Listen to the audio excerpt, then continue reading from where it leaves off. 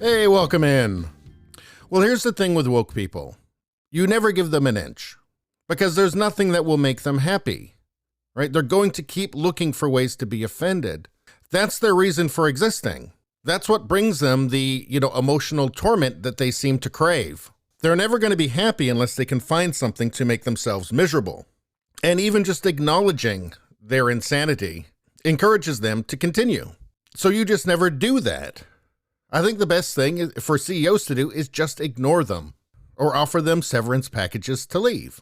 And the smart CEOs are starting to figure that out. In fact, we're going to take a look at one of those after we deal with this. Here's the headline. Critics pile on Netflix CEO after he says he screwed up Dave Chappelle show defense. Well, he did screw up, actually, by acknowledging it. He should have ignored it. Because what's his job? His job is to provide entertaining content to the subscribers who are paying him money to do that. And as for Dave Chappelle's latest special, The Closer, he did that. Look, 95%. That's about as good as anything's ever going to get. So the customers are happy. The customers obviously like the Dave Chappelle special. And you can bet they'd want more. I know I do. And I've said before in other videos, anybody who's genuinely offended by The Closer just simply didn't understand it. And why might somebody not understand it? Maybe because they've been trained to ignore all nuance and ignore all complexity and to just see anything that could be interpreted as critical in any way of their ideology as heresy and harm.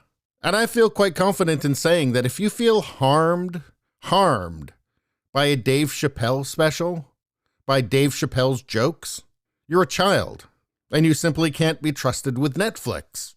Anyway, here's the headline. Critics pile on Netflix CEO after he says he screwed up Dave Chappelle show defense.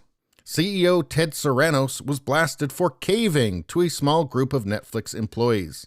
So according to the Wall Street Journal, Sarandos sought to clarify remarks he made while defending Chappelle through email to Netflix staff earlier this month, in which he said, content on screen doesn't directly translate to real-world harm. And what did he say? Quote, what I should have led with in those emails was humanity. No, he shouldn't have. He shouldn't have even addressed it. He should have ignored it. Or if he had to address it, he should have said, look, we're here to entertain people. Let me show you something. 95% audience score. This is just fake. It's just virtue signaling. I should have recognized the fact that a group of our employees was really hurting. No, they're not. They're not actually hurting. There's a lot of really bad things in the world that can really genuinely hurt you. Like, I don't know, living in San Francisco. But a Dave Chappelle comedy special is not one of them. Now, they're not actually taking down the special yet. We have articulated to our employees that there are going to be things they don't like. There are going to be things that you might feel are harmful. But we are trying to entertain a world with varying tastes and varying sensibilities and various beliefs. And I think this special was consistent with that. So it doesn't sound like right now they're going to take down the special. But do you think there'll be any more coming up? I'm not so sure about that. Maybe Chappelle. Maybe, because he's the most popular comedian in the world. But do you think they're going to think twice before they put up anything else that might offend anybody? Sorry, not anybody. It can offend moderates or conservatives, but, anything that'll ever offend the far left. Well, that's an interesting question, isn't it? Because again, these people are not going to stop. The woke children are not going to stop complaining, right? They're not going to stop trying to police everything that anybody can say or hear. That's not going to stop. And this just encourages it. Acknowledging it encourages it. Let's see, a transgender employee group at Netflix is planning to take off work Wednesday to protest the company's decision to continue working with Chappelle and is encouraging other employees to join them. Or bullying other employees to join them? Calling them phobic if they don't? I wonder. Here's what the CEO should have said. You are not the center of the universe, and you don't get to control what everybody else on the planet sees. End of discussion. Anyway, the response on the internet was swift, so Barry Weiss, and so the caving commences. Here's another one, Ellen Carmichael. He didn't screw up, he said what he meant. He explained where the company stood, and he couldn't handle the pushback from a very small group who would have probably forgotten about Chappelle in a few weeks' time. very few people are very outraged for very long. How about this one? The key is they should have said nothing to begin with, because they don't owe anyone an explanation. From Matt Walsh, of course this pathetic weakling would cave. Well, now let's take a look at a different approach. In October 2020, Brian Armstrong, CEO and founder of the cryptocurrency brokerage Coinbase, was facing a barrage of bad press. The New York Times accused him of tokenizing black employees. CNN claimed he feared a reckoning around racial and social justice.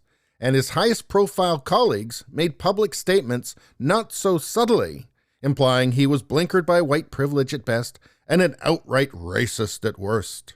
All because Armstrong decided the workplace, or at least his workplace, was not the appropriate venue for political debates or pushing social agendas. So mainstream media decided he was an enemy of the narrative, and of course activists decided that he was a heretic. It says here that the 38-year-old billionaire acknowledged that it has become common for Silicon Valley companies to engage in a wide variety of social activism, but he didn't want his team preoccupied with broader societal issues while at work. Instead, he wanted them laser-focused on achieving the company mission of creating an open financial system for the world. So what did he do? Well, he got rid of the people that were going to be obsessed with things other than doing their job. He said they could resign with a generous 4 to 6 months of severance. Life is too short to work at a company that you aren't excited about. Hopefully this package helps create a win-win outcome for those who choose to opt out. Definitely a win for him. And in fact, only 5% of employees took the severance. Of that 5%, Coinbase reported that minority staffers weren't overrepresented, suggesting they didn't take more offense at the activism ban than non-minorities. And of course, the media freaked out about this. TechCrunch wrote unflattering things. Fortune, how did Fortune magazine become woke? That's just bizarre. I mean, wokeness is anti-capitalist, right? They don't want anybody to have a fortune. I mean, except for the leaders of the revolution, of course that is. The new elite class. Yahoo Finance didn't like it. And this is all in spite of the fact that the vast majority of Coinbase employees stuck with the company, even though they were offered a very generous severance package. And here we have, which brings us to today. Over the last year, despite the pressure of a multi-sided PR onslaught, Coinbase stuck to its guns. No corporate statements about voting rights, election results, abortion legislation, or any other social causes were forthcoming from Coinbase leadership. The company quietly went about its crypto business, until 2 weeks ago, that is, when Armstrong broke his silence to update the world and how the company's no politics experiment was going. In a word, swimmingly. So what ended up happening? Well, Coinbase gained new staff comprised of professionals, eager to work in an environment dedicated to clear corporate goals rather than murky outside social agendas. We have a much more aligned company now, where we can focus on getting work done towards our mission. It has allowed us to hire some of the best talent from organizations where employees are fed up with politics, infighting, and distraction. It says here, it turns out that there are people from every background who want to work at a mission-focused company.